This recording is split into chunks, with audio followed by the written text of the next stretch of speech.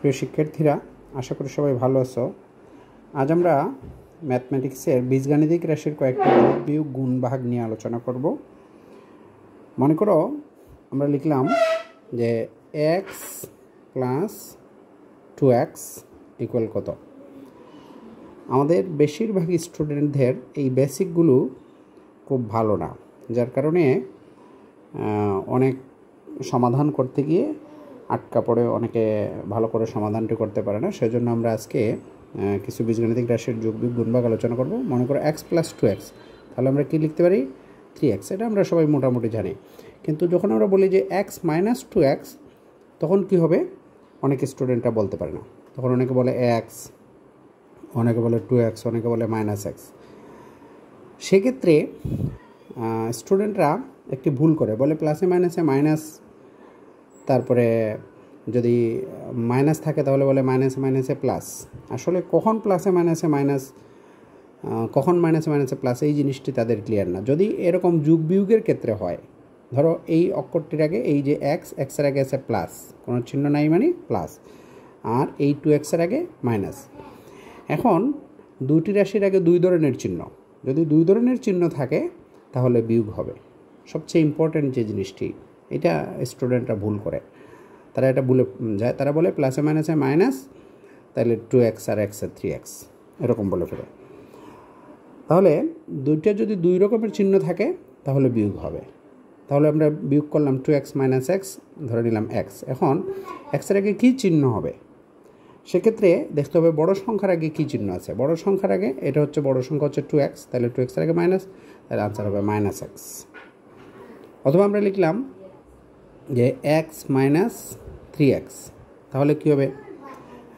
Same আগেরটার মতো, এটার আগে কোনো চিহ্ন নেই মানে প্লাস, তাহলে 3xের আগে মাইনাস, এটা প্লাস, দুই রকমের চিহ্ন, তাহলে বিয়োগ হবে। 3x থেকে x গেলে 2x। এখন বড় সংখ্যার আগে কী চিহ্ন আছে? মাইনাস।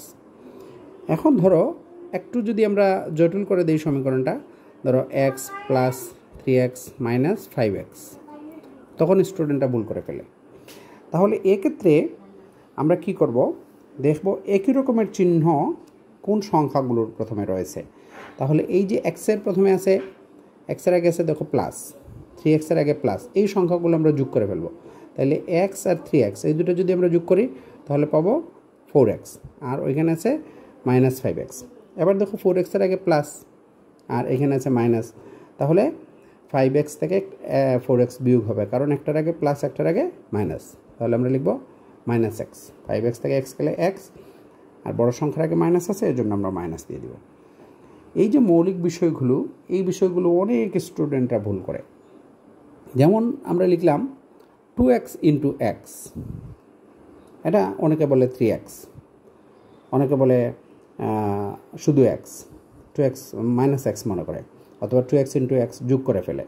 তাহলে 2x ইন্টু এক্স 2, এই যে এক্সের আগে সহগ আছে 1, তাহলে 1, আর এই এক্সের আগে 2, তাহলে 2 ইন্টু 1 মানে 2, আর তারপরে এক্স স্কোয়ার, 2x স্কোয়ার।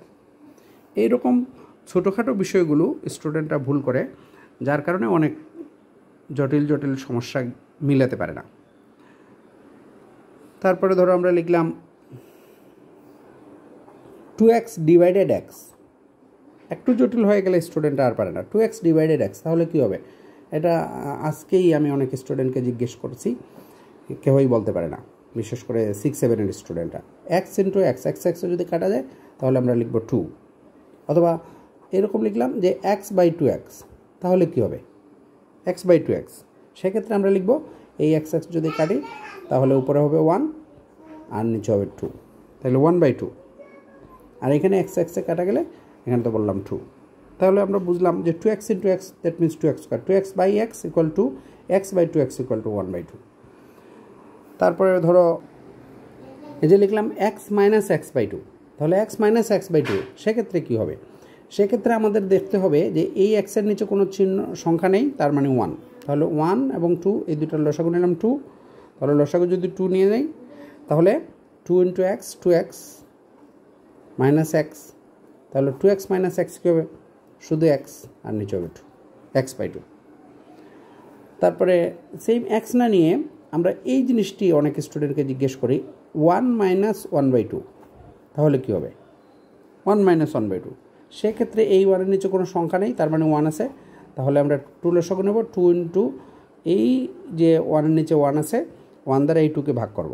1 দ্বারা 2কে ভাগ করলে 2, 2 ইন্টু 1 মানে 2, মাইনাস 2 দ্বারা 2কে ভাগ করলে 1, আর 1 ইন্টু 1 মানে 1, তাহলে 2 - 1 উপরে 1 নিচে 2। এরকম যেমন আমরা লিখলাম 1 প্লাস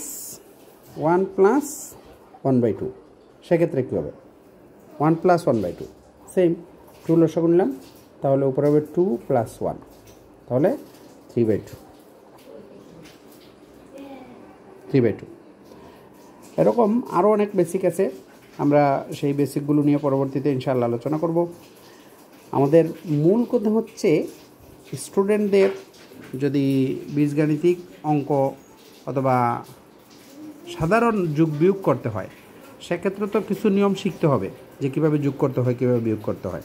আমরা পরবর্তীতে আরও অনেক বেসিক নিয়ে আলোচনা করব।